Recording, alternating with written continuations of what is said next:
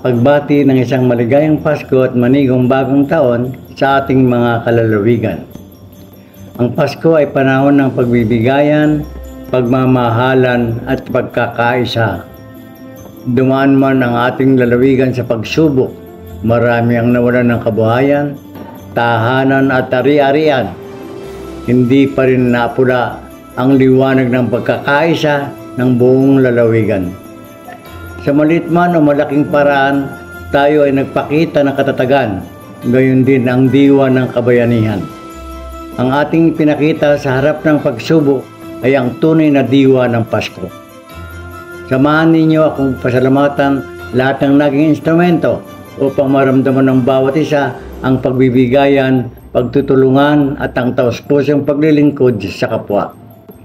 Tayong lahat ay may kakayanan na ipamalas sa Kapaskuhan sa ating pamilya, katrabaho, kasama sa komunidad at buong pamayanan. Katulad ng liwanag ng tala na gumabay sa tatlong hari sa pagsilang ni Kristo.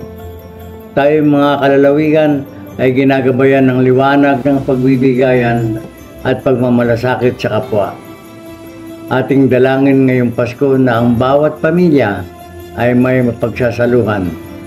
Ang bawat kabataan ay makakapasok sa paaralan at lahat ng mamamayan ay magkakaroon ng kabuhayan. Ako po ang inyong lingkod, Gobernador Renante Tolentino, kasama mga kawani ng pamahalang panlalawigan.